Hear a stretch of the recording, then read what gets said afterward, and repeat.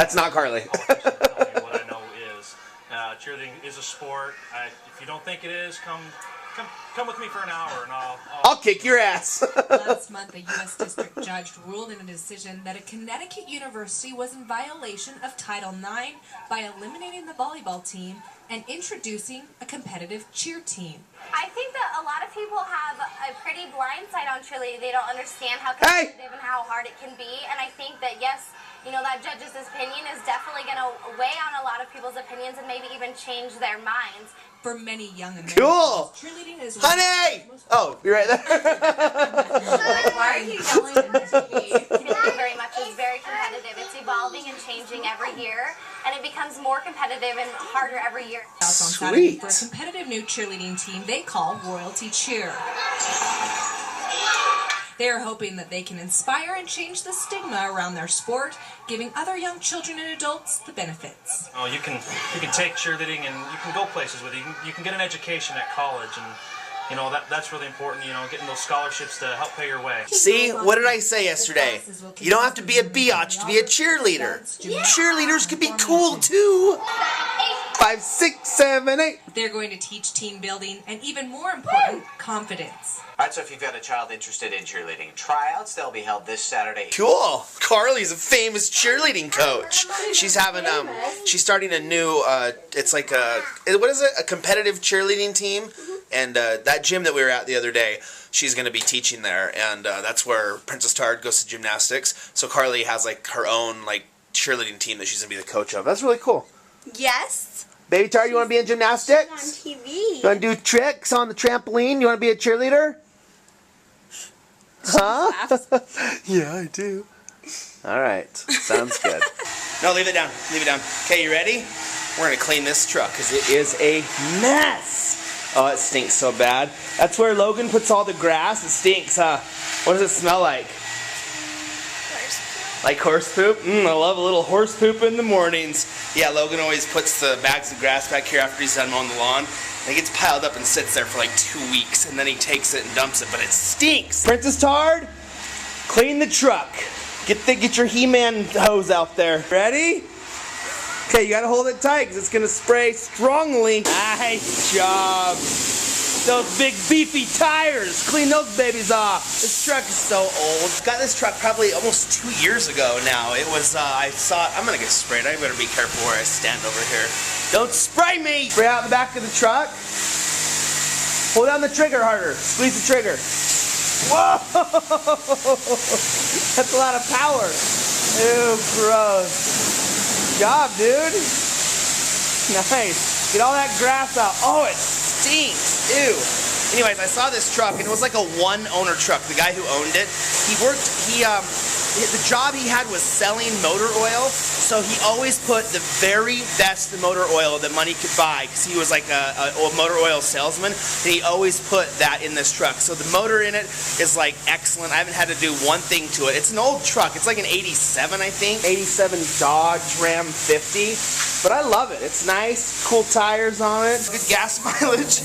I used to drive it to, when I went to Z103, I had to drive like 30 minutes every night there and back. So I drive it an hour every day to commute with, and I always did really good. So it's a good little truck. I like it. Nicest thing about this truck is it has a really nice rhino lining in the bed. It's like, the truck is all like rusted. Like, look, there's all this rust and stuff on it, but the bed has this really, really nice rhino lining bed cover. The guy that I was gonna buy it from, he said he was about to rhino line the entire truck. You know what that is? It's kind of like this rubber stuff they spray on, and it's really heavy duty, and it kind of like protects the truck from getting scratched. He said he was just gonna rhino line the entire truck. Look at the paint job, it's kind of like all messed up and stuff. And I thought that would have been cool, but he said it was like gonna cost like $1,200, so it wasn't really worth it. Anyways, just a little story about my truck. He never gets enough attention. I thought I'd tell you guys about him. Thank you, Shay. Your card has been charged $5.62. These are smart. They're not good for the customer because I always spend more money, I think, when I have these. What? It's all clean. What do you think? Our little truck is all clean because this is a card reader. You can put your debit card in here and then it just charges you for how much time you use. But I'm always used to coming here with change. You put your change in here and then this clock ticks down, and so you're like always in a hurry, and then it gets down to a minute, so you're always like spray, spray, spray, spray, spray, because you see you only have a minute left. With the card, it just charges you as you go, so I don't feel as pressured, and I always take more time when I use my card. So if you own one of these little, you know, car wash places, you should invest to get one of these things. I don't know, CardMate or whatever you'd use, but I always use probably at least $2 more because of that. Because I'm not all freaking out, because I'm like, it's on my card. It'll just charge me for what I use instead of putting the quarters in. Good job, dude. Give me 5. Thanks for your help. You ready to go? Yes. All right, let's go. I'm not the kind of guy who, like, is a big car guy. Like, I don't really care. In fact, I almost would rather not have a brand new car because I get so, like, anxious that it's gonna get scratched or something. I love having just an old, reliable truck that's like, I don't care, you know, I'll kick it. I can take it up in the mountains. I took it up, I remember the other day, I took it up, let me show you this. I got this giant scratch because I went up this dirt road. Where was it? So I went up this dirt road the other day and went through these bushes, and I had like giant scratch just right there on my fender. But I don't care because like the fender's not even painted anyways. I like that a lot better because if I have a new truck, I'm just like, I can't relax. I'm like, oh, careful, don't scratch it, don't ruin it. So I'm not really the kind of car guy. I mean, one day I like to have like a big quad cab Toyota Tundra or something, one that I could like fit my whole family in. I like the convenience of the truck, so you can like put something in the back or tow something, but for now, as long as this little baby's running, I'll probably just keep rocking with it. Do you guys love ridiculous commercials? Commercials that you're like, are you serious? Let me tell you guys a little story real quick. Way back in the day when I was a constructionalist, that's not a real world, that's not a real word. When I did construction, a constructionist. When I did construction, I had an idea for a tape measure that I wanted to patent the idea and I wanted to sell it. Here was my idea. I was always measuring things because you guys know, what did I do? What did I do? What did I do? I did granite countertops, so I was always measuring countertops, and I always had a tape measure on my belt. Right here on my side. But I would always lose my tape measure, and it always happened. We were always looking for tape measures. So what I wanted to do is invent a little thing where it was like a janitor's set of keys, where, you know how a janitor has his keys attached to his belt loop and he'd pull it, there's like a string, you know what I mean, like there was like, I don't know what they have, it's like a little wheel or a little metal thing or something where they would pull the keys out and it was always attached to their belt, so they could like zzz, zzz, unlock the door and then let go of the keys and they go zzz, right back to the belt. You know what I'm saying? So that was my idea for a tape measure. I wanted to invent a tape measure that had one of those attachments to it where I could be like, zzz, measure something, let go of the tape measure, and it would zip right back to my belt because I was always losing my tape measure. Long story short, I called this company InventTech.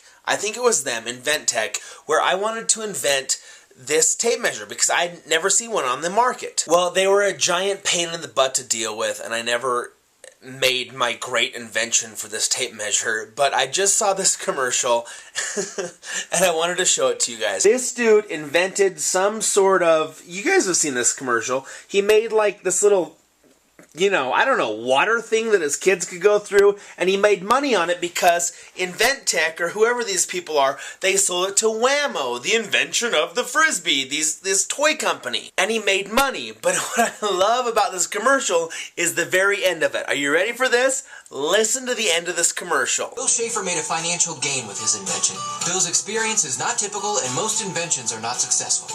What?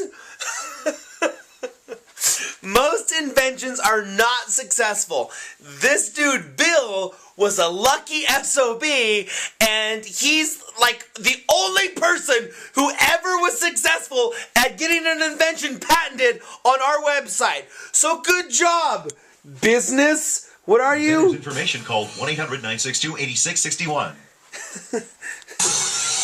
Invent help.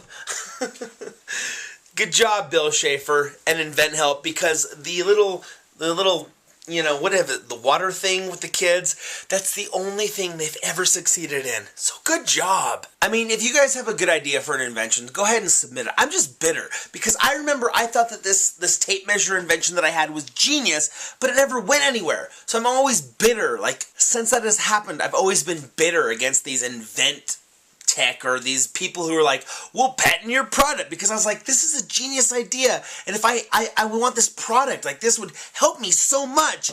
But the guy who I dealt with was a giant D-bag, and he always just wanted money. He's like, we need more money. We need more money for the licensing and the patent pending, and it's just ridiculous. So be careful if you guys have a great idea and you submit it to one of these things.